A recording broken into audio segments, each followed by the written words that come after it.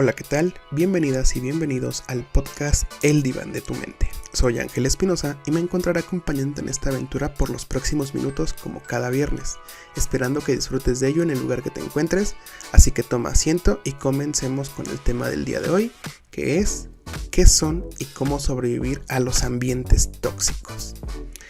Pues bien, hablaremos el día de hoy de los ambientes tóxicos laborales principalmente. Es una connotación, un concepto que se ha dado mucho a estar en memes, a estar en las redes sociales, pero creo que lo primero que tenemos que saber es qué es un ambiente tóxico o a qué se refiere los ambientes tóxicos.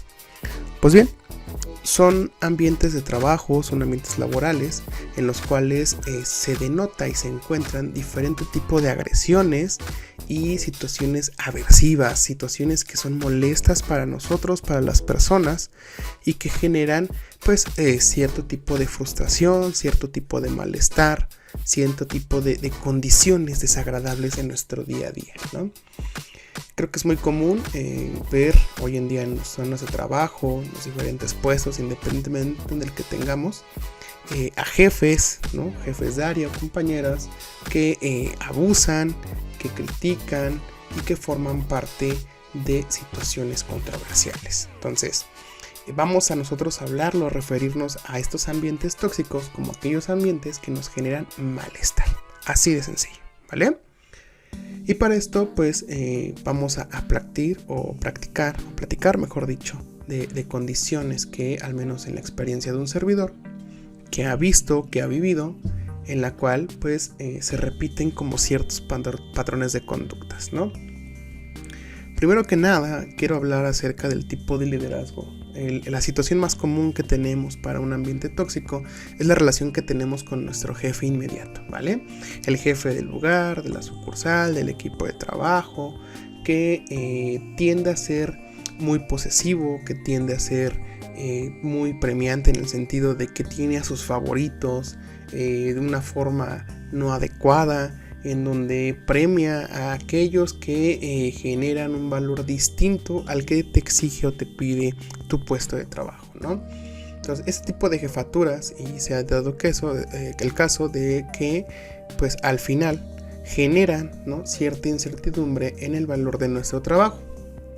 ¿A cuántos no nos ha pasado que nos hayan regañado por alguna situación laboral, que no fue nuestra culpa, que escaló de nuestras manos, ¿no? Pues bien, ese tipo de respuestas suelen ser muy autoritarias. Es un liderazgo de números, es un liderazgo de que tú debes de exigir más. Y bueno, también es válido decir que esto se da a partir de la cultura de las organizaciones. La cultura organizacional de las empresas depende mucho de los valores, las situaciones que vive la empresa en día a día y de lo que busca alcanzar, ¿no?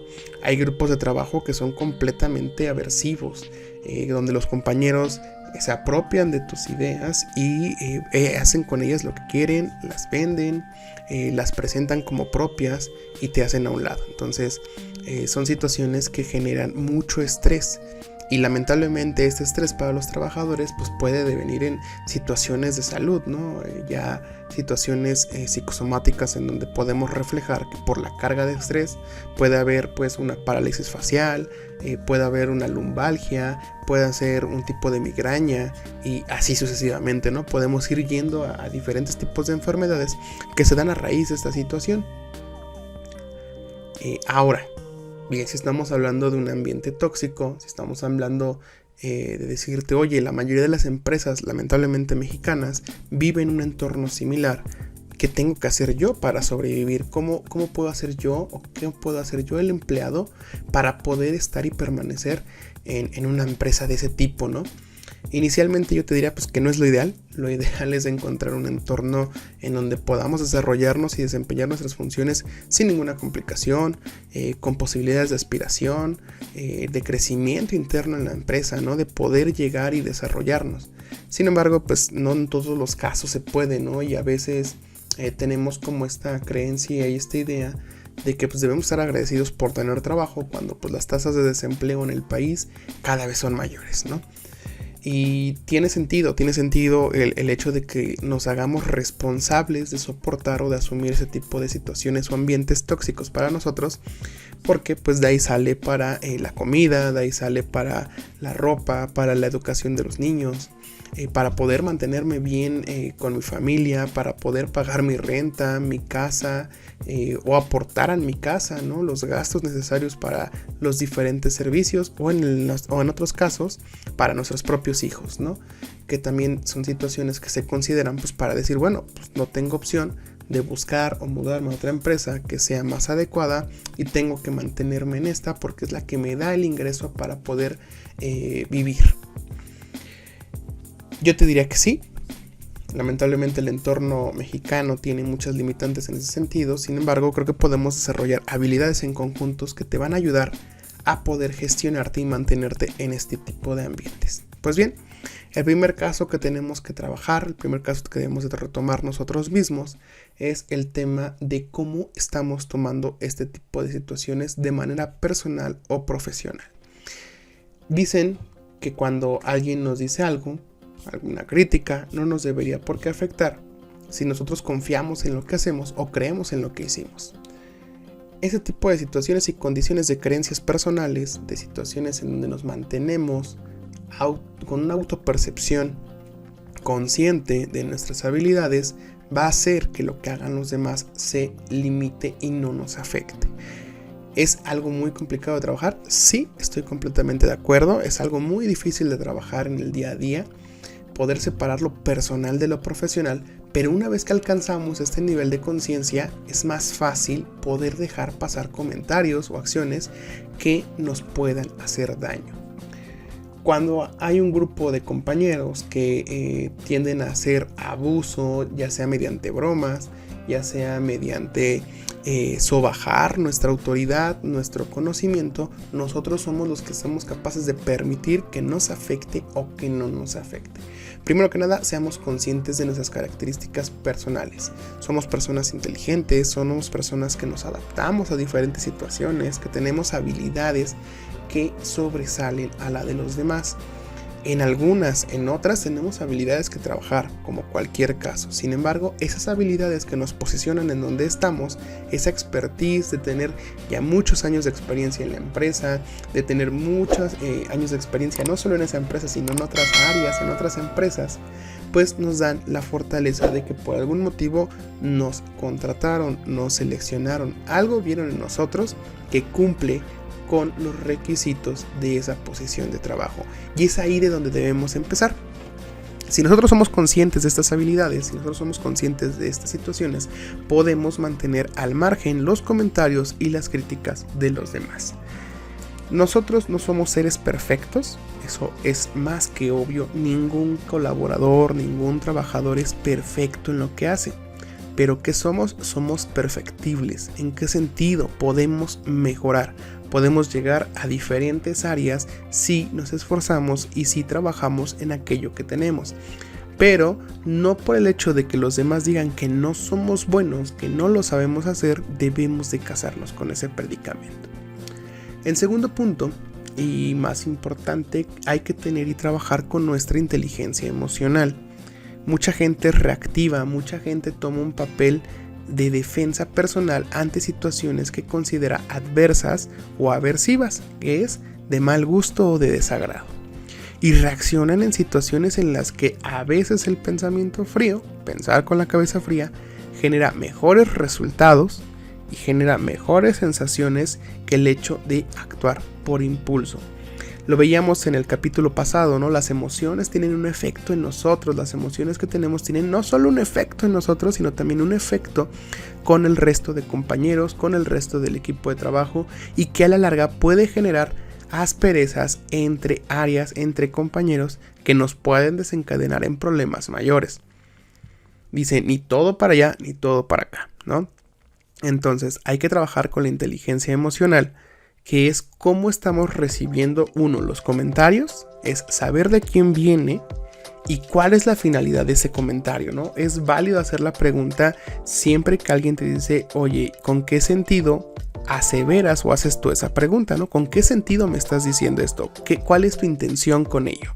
¿Quieres que me enoje? ¿Quieres que me moleste? ¿Quieres que mejore mi resultado? Y también conocer el contexto. No es lo mismo una retroalimentación por parte de una figura de autoridad o de una figura con mayor experiencia que tú en temas de antigüedad, y que sea en un espacio, un uno a uno, le llaman face to face, en el cual pues te estén dando comentarios al respecto a tu desempeño o a tu trabajo, y que lo hagan con la finalidad de retroalimentar y de nutrir tu experiencia. Eso es completamente válido y tenemos que ser capaces de poderlo separar de una crítica que no suma.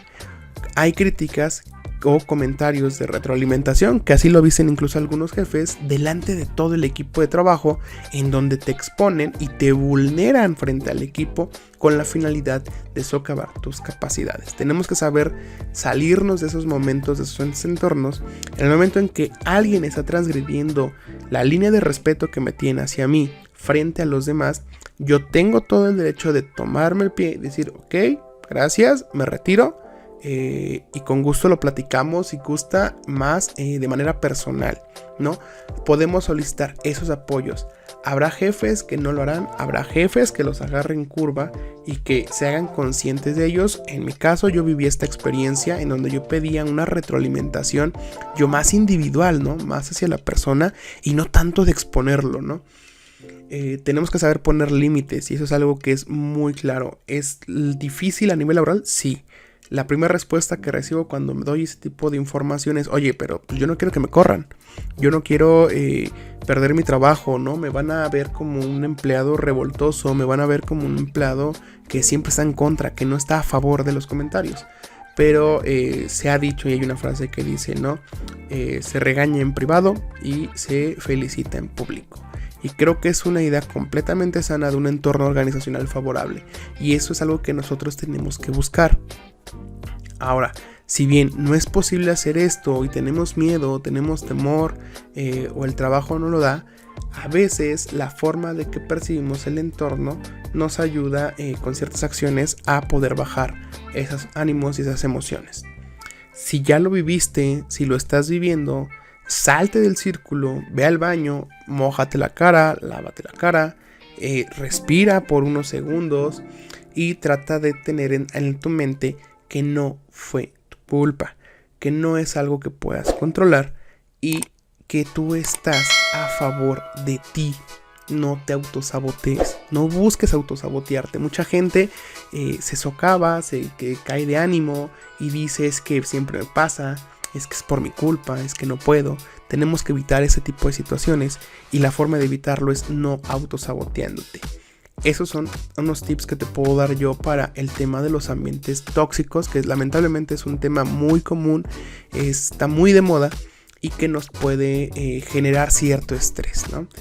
De esta forma, pues para ir cerrando el podcast del día de hoy, pues yo te invito a que siempre que tengamos una situación, algo que también pedimos y que estamos a favor, es ir con un terapeuta, es ir con un psicólogo, con un profesional de la salud mental que trabaje con tus habilidades de asertividad, de inteligencia emocional y de colocar límites frente a otros para poder tener habilidades de autopercepción y de proceso de desarrollo humano mejores frente a el trabajo del día a día. Ahora, si bien a lo mejor no todo lo encontramos o no tenemos todas las facilidades para acudir con un terapeuta, con un psicólogo, pues siempre podemos trabajar con nosotros mismos, podemos trabajar con nuestra forma de ser asertivos. Recuerden que la asertividad es exponer nuestros puntos de vista sin agredir al otro, pero también sin dejarnos ser agredidos.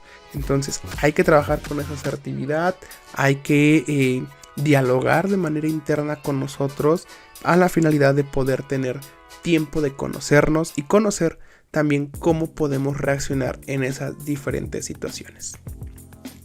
Pues bien, como cada viernes, como cada semana, yo te agradezco el estar aquí con nosotros, el que nos escuches, el que nos regales de tu tiempo, y te invito a que si tienes dudas respecto al tema o quieres que ahondemos más al respecto, pues nos escribas un correo a la plataforma de Gmail en sic.angel.espinosa@gmail.com y poder colocar ahí tus dudas, tus sugerencias, qué te gustaría que habláramos al respecto y continuar con este programa de El Diván de tu Mente. Pues como siempre, como cada semana te agradezco, te mando un gran abrazo, un gran saludo y espero que pases un excelente fin de semana. Nos vemos la próxima semana en el podcast El Diván de tu Mente. Hasta pronto.